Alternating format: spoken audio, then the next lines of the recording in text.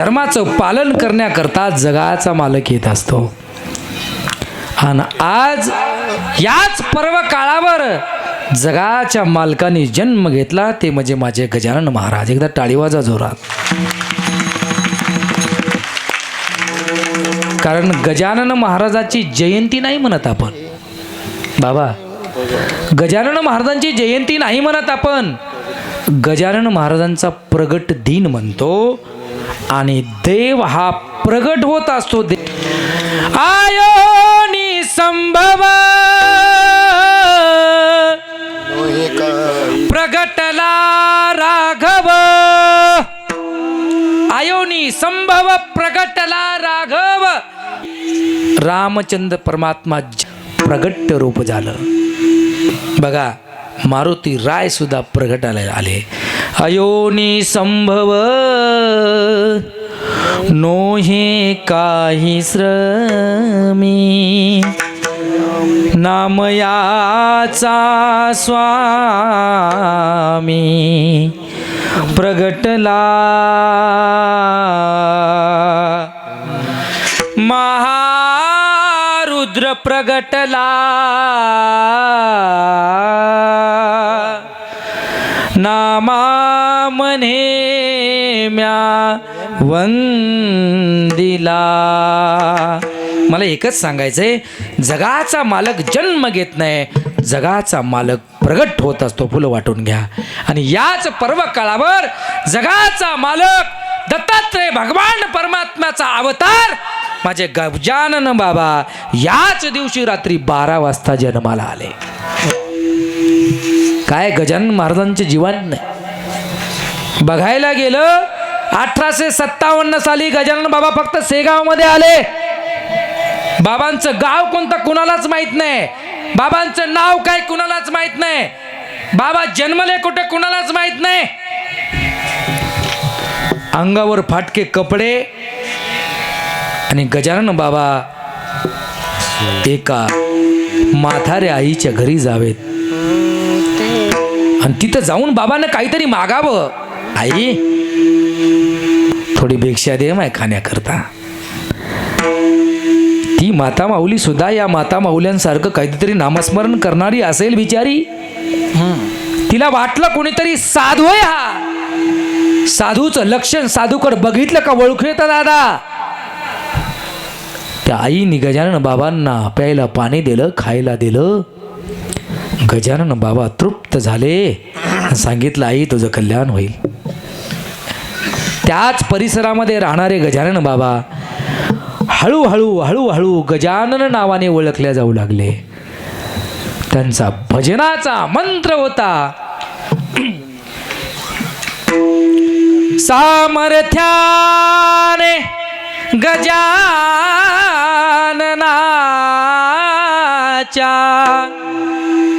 सामर्थ्याने गजाननाच्या, संकट जाई माघारा. सर्वांनी हात करून म्हणा, गण गण गणात बोते, गण गण गणात बोते. हात वर घ्या. बोते गण गण गणात बोते, गण गण गणात बोते. सामर्थ्याने गजाननाच्या, सामर्थ्याने गजाननाच्या, संकट येई माघारा. ओ गण गण गणात बोते, गण गणात बोते, गण गणात बोते, गण गण गणात बोते, गण गण गणात बोते, गण गण गणात बोते, गणात बोते, गण गण गणात बोते, गण गण गणात बोते, गण गण गणात बोते, गण गण गणात बोते, गण गण गणात बोते, गण गण गणात बोल हे गण गण गणात बोलते गण गण गणात राजाधिराज गजानन महाराज की जय गण गण गणात बोलते गण गण गणात बोलते गण गण गणात बोलते गण गण गणात बोलते गण गण गणात बोलते गण गण गणात बोलते गण गण गणात बोलते गण गण गणात बोलते. हे गजानना औलिया अवतरले जगताराया गजानना औलिया अवतरले जगताराया हे गजानना औलिया अवतरले जगताराया गजानना औलिया अवतरले जगताराया अवतरले जगताराया अवतरले जगताराया अवतरले गणराया अवतरले गणराया गजानना औलिया अवतरले जगताराया गजानना औलिया अवतरले जगताराया गण गण गणात बोलते गण गण गणात बोलते गण गण गणात बोलते गण गण गणात बोलते गण गण गणात बोलते गण गण गणात बोलते गण गणात बोलते गण गणात बोलते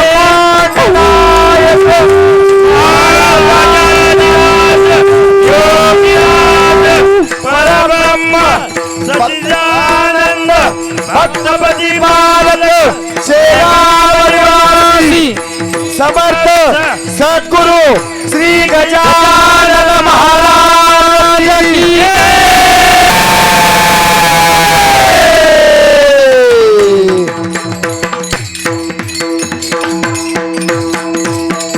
एकदा जोरदार टाळ्या वाजवा. वा याच पर्व काळावर या जगाचं तारण करण्याकरता त्या जगाच्या मालकाने संत रूपामध्ये जन्म घेतला ते म्हणजे श्री संत गजानन बाबा. हातामध्ये चिलीम आहे. योगीराज गजानन महाराज जगाला शिकवण दिली कसं वागावं. कणा कणामध्ये भगवान आहे ही शिकवण तुम्हा आम्हाला दिली असेल तर गजानन बाबांनी दिली. एक वेळचा प्रसंग आहे. गजानन बाबा एका शेठजीच्या शेतामध्ये जावेत. शेतामध्ये गेल्याच्या नंतर एका झाडाच्या खाली बसावेत गजानन बाबा. सर्वजण इकडे लक्ष द्या. झालं माझं कीर्तन. झाडाच्या खाली गजानन महाराज बसले. बसल्याच्या नंतर कोणीतरी जवळ शेकोटी केली. महाराज शेकोटी. आणि शेकोटी केल्याच्या नंतर त्या शेकोटीचा धूर त्या असा वर जातो ना. त्या झाडाच्या फांदीला एक आग्या मोळ बसलेलं होतं. जे की एक जर माशी चावली तर सगळं अंग सुजून बुंब होतं. ते धुपटण ते धुवा ते धूर आग्या मोहळापर्यंत पोहोचला आणि आग्या मोळ उठलं महाराज. आणि संपूर्ण आग्यामोळ गजानन बाबाच्या जवळ आलं. जवळ काही भक्त मंडळी होती पळून जायला लागली. आग्यामोळ उठल्याच्या नंतर पळून गेले सर्वजण. कोणी गोधडी अंगावर घेतं, कोणी पोता अंगावर घेतं, कोणी पिशवी अंगावर घेतं, कोणी पाला गुंडाळतं. माशा मागं लागल्यात, मौळ मागं लागले. सर्वजण पळून गेले. गण गण गणात बोते गण गण गणात बोते गण गण गणात बोते गण गण गणात बोते. अखंड नामचिंतन गजानन महाराजांचं. बाबांच्या अंगाला सर्व माशा चिकटल्या. जसं एखाद्या फांदीला महुळ बसावं तसं बाबाच्या अंगाला सर्व महुळ बसलं. बाबाला एक सुद्धा माशी नाही चावली. नंतर सर्व भक्तगण जवळ गोळा झाले. बघितलं तर बाबाच्या अंगाला आग्यामूळ संपूर्ण चिटकलाय. काही भक्तगण जवळ गेले सांगितलं, बाबा तुमच्या अंगाला महूळ चिटकलंय, माशी चावल बाबा. बाबांनी सांगितलं, अरे पोरो तुम्ही पळून जाणारे सुद्धा मीच आहे.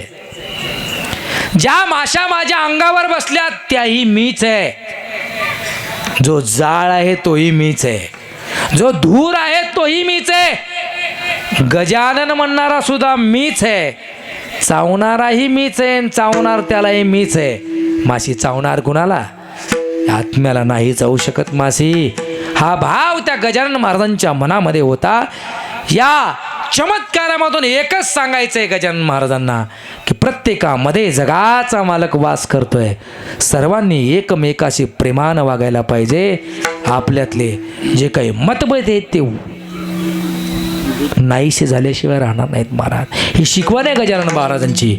अरे जर ते मोहळाच्या मधाच्या माशीला जर मी आहे म्हणत असतील, मधाच्या माशीमध्ये जर देव आहे म्हणत असतील, तर तुम्ही आम्ही महाराज भाऊभाऊकीमध्ये भांडणं का करतो? त्यांना दगडात देव दिसला, त्यांना झाडात देव दिसला, त्यांना खड्यात देव दिसला, त्यांना मोहळात देव दिसला, त्यांना पशु पक्षात देव दिसला. आम्हाला माणसात देव दिसत नाही. आमची शोकांतिका आहे. म्हणून दादा तुम्हाला सांगतो, लाखो रुपयाचा खर्च आहे. झालं माझं कीर्तन, एका 5 मिनिटामध्ये मी सेवा उरकणार आहे. लक्ष देऊन ऐका फक्त 5 मिनिट. जर साधू संतांना जर चराचरात देव दिसत असेल तर तुम्हा आम्हाला माणसांमध्ये देव का दिसत नाही? दिसायला पाहिजे. पैसा जास्त झाला म्हणून नाही आम्ही सप्ताह करत. काहीतरी आम्हाला वर्षभर चांगलं ऐकायला भेटावं, आमच्या लेकरांना संस्कार लागावेत म्हणून आम्ही लाखो रुपयांचा खर्च करतो का नाही? अरे एक रुपये या सप्ताहामध्ये खर्च झालेला माझ्या शेतकरी राजाच्या कष्टामधून तयार झालेला पैसा आहे दादा. उगाच पैसा जास्त झाला म्हणून कोणी सप्ताह नाही करत. काहीतरी चांगल्या गोष्टी ऐकण्यासाठी सप्ताह करत असतात. म्हणून तुम्हाला विनंती आहे दादा, चांगल्या गोष्टी नक्की स्वीकारायला शिका. झालं माझं कीर्तन, लक्ष द्या. आपण एवढा सप्ताह करतोय ना दादा, गावामध्ये बरेच असे असतात भांडणं. सख्या भावाला भाऊ म्हणून 2 वर्ष झालं बोललेलं नाही सखा भाऊ. काही नाही का ईदभर धुर्यासाठी, एखाद्या प्लॉटसाठी, थोड्याफार पैशासाठी आपले मतभेद आहेत. काल्याच्या दिवशी उद्या सर्वजण एकत्र या गड्या. हजारोंची संख्या माझ्यासमोर उपस्थित आहे. काला हातावर आला का त्यात ज्या दादाला 2 वर्ष झालं बोलत नाही त्याच्या जवळ जागड्या मिठी मारा. एकमेका देवमुखी सुखे घाले उंबरी सांगावं दादा. एका आईच्या पोटी आपण दोघांनी जन्म घेतला दादा, पण या मुखाने जेव्हापासून आपल्या धुऱ्यावरून भांडण झाले ना, काही कारणावरून भांडण झालं ना, तेव्हापासून या तोंडाने मी तुला दादा म्हणलो नाही आणि तू सुद्धा मला बोलला नाही गड्या. हे घे काला. आणि इथून पुढं आपण भाऊ भाऊ म्हणून दादा राहू. विचार करा, असं जर सप्त्यामध्ये व्हायला लागलं ना दादा, तेव्हा या सप्ताहाचं फळ आहे. नाही तर लाखो रुपये काय कोटी रुपये खर्च करा, आणि जर सप्ताहामध्ये एक माळकरी तयार होत नसेल, कोटी रुपये खर्च करा. तरुण मंडळी जर व्यसन सोडत नसेल, कोटी रुपये खर्च करा. सप्ताह जर माळकरी तयार होत नसतील, कोटी रुपये खर्च करा. सप्ताहामध्ये जर भाऊभाऊकीमधले मतभेद जर नाहीशे होत नसतील तर कोट्यावधी रुपये खर्च करून सप्ताहाला 0 किंमत आहे. म्हणून एकच करा गड्या, त्याच्या मुखात काला घाला आणि गच्च मिठी मारा. तिथून पुढं जर भांडण तुमच्या दोघा भावाचं झालं तर मला येऊन भेटा. एवढी ताकद आहे या सप्त्यामध्ये, करून तर बघा. पण नाही करणार महाराज आपण.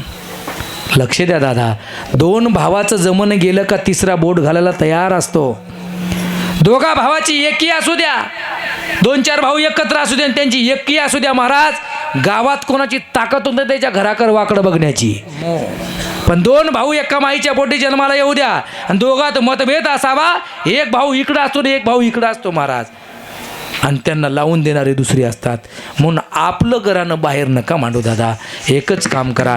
झालं माझं कीर्तन. धर्माचं रक्षण करण्याकरता माझा तरुण वर्ग इथं जास्त आहे. तुम्हाला सर्वांना विनंती करतो दादा, आपण सुद्धा कुठंतरी आपल्या धर्माचं देणं लागतो, आपल्या धर्माचं पालन करण्याकरता आपण लागतो.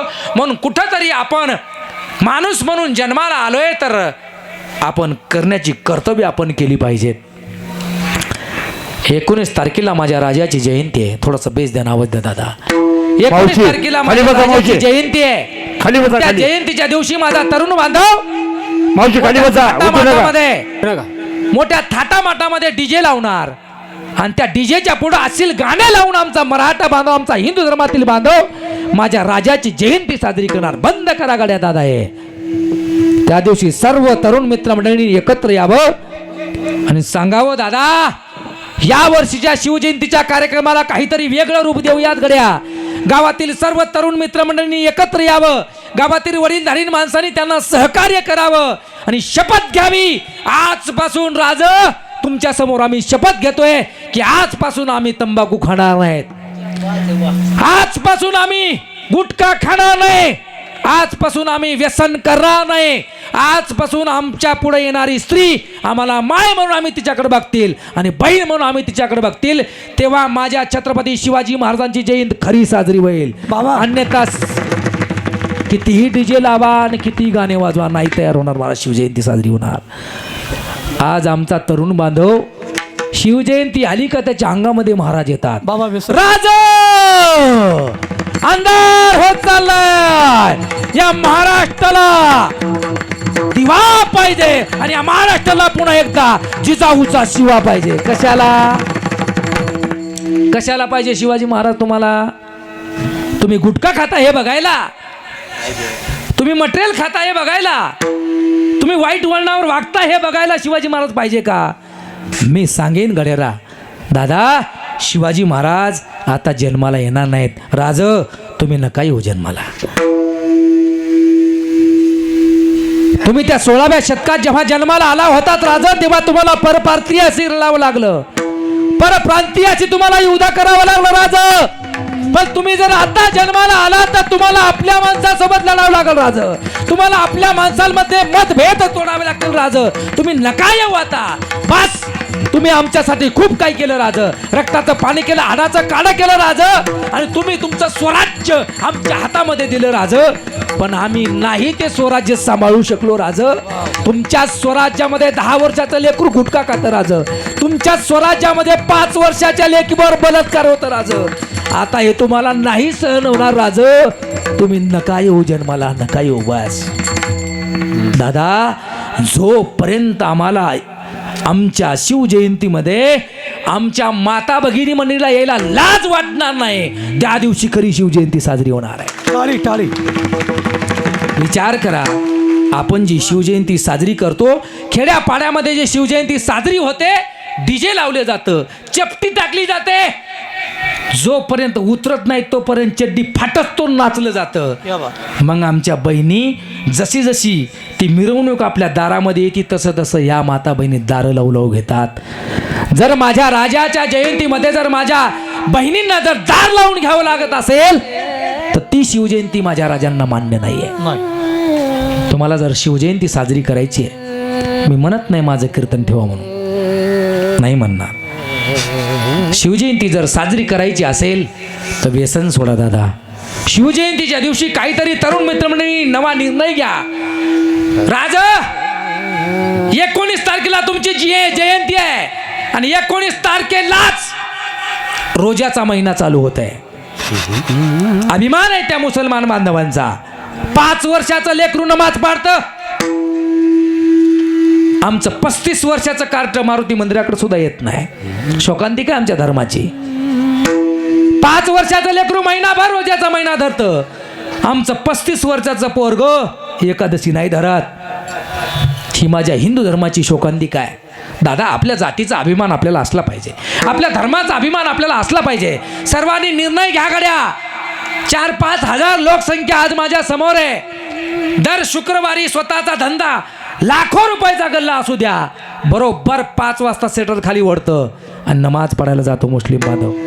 जातो का नाही बोला लवकर? जातो ना. मग तुम्ही आम्ही निर्णय घेतला पाहिजे गड्या.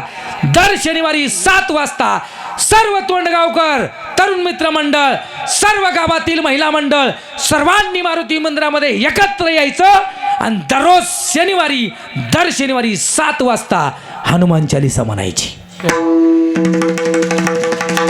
करून तर बघा तुम्ही काय वातावरण निर्माण होईल. गावामध्ये 10,000 लोकसंख्या आहे. काय नाव आहे बाबा तुमचं? गजानन बाबा गोटे. गजानन माऊली गोटे यांनी मी सांगितल्यामुळं तंबाखू सोडून दिला. एकदा जोरदार त्यांच्यासाठी टाळ्या वाजवा. बस. पण इमानदारीनं मी नारदाच्या गादीवरून बोलतोय.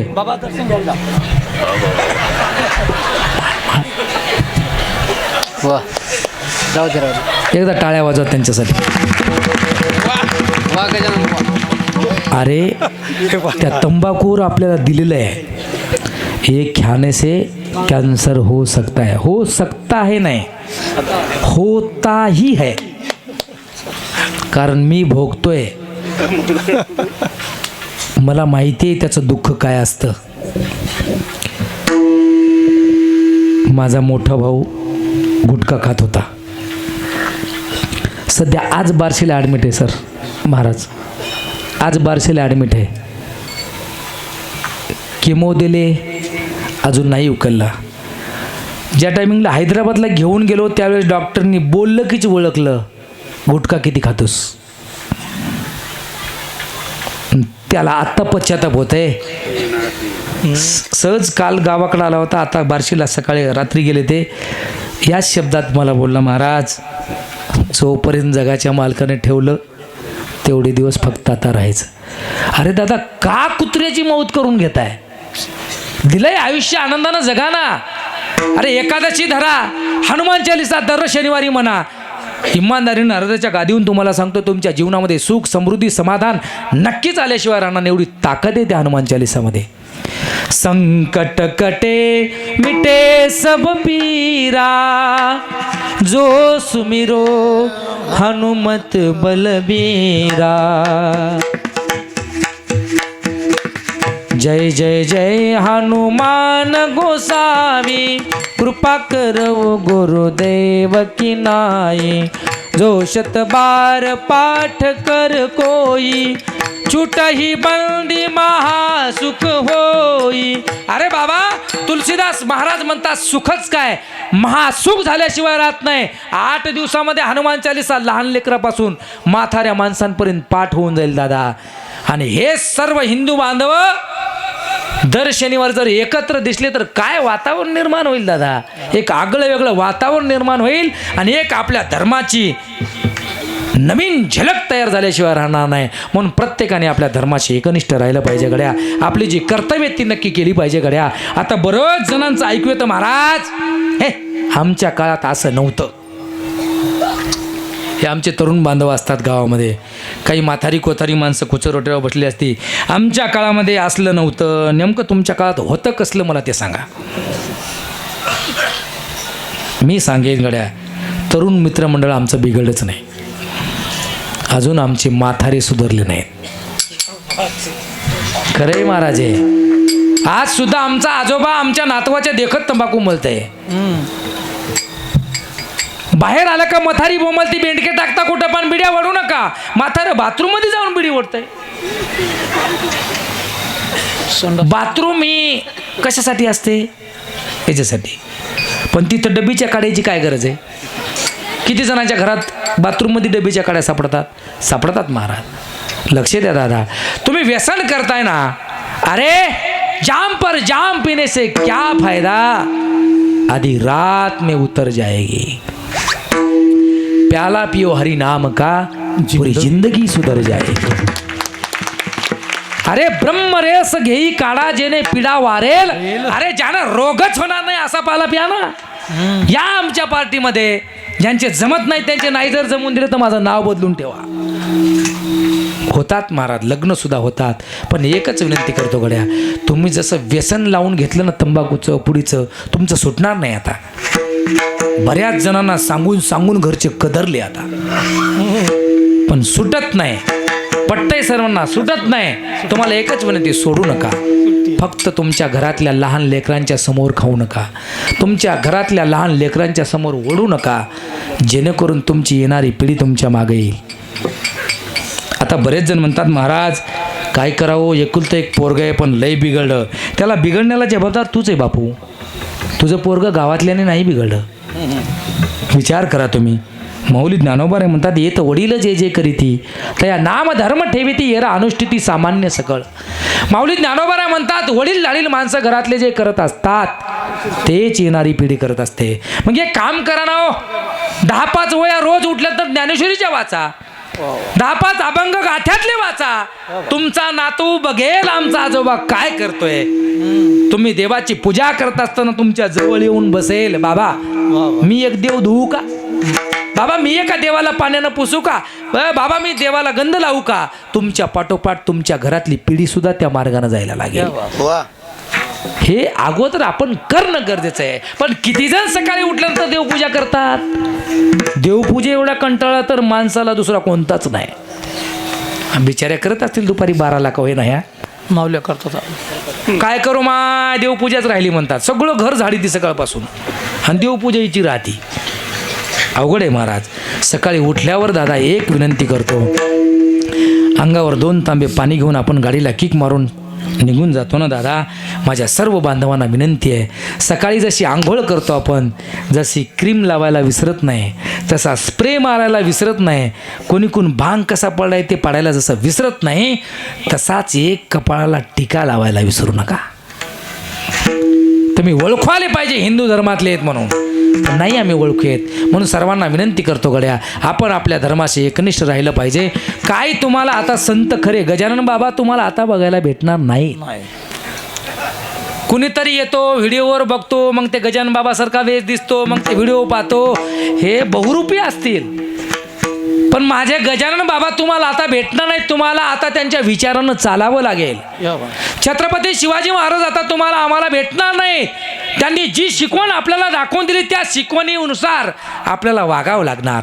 येण्याची पंथे चालू जाता न पडे गुंता कोटे काही. आणि आम्ही जर आमच्या राजांनी आम्हाला दाखवून दिलेल्या मार्गानं जात असतील, गजानन बाबांनी आम्हाला दाखवून दिलेल्या मार्गानं जात असतील, तर आमच्या जीवनामध्ये संकट हे कधीच येणार नाहीत. संकट जाई माघारी, संकट माघारी जातील. माघारी जातील याचा अर्थ संकट येत आहेत. येणाऱ्याच गोष्टी माघारी जात असतात, येणाऱ्या न येणाऱ्या गोष्टी माघारी जात नाहीत. संकट तुमची वाट बघू नयेत.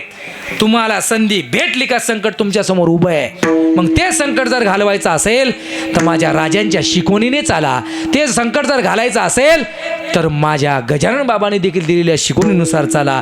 माझ्या राजाने तुमच्या हातात स्वराज्य दिलंय, त्या स्वराज्याला महाराज बैमान होऊ नका.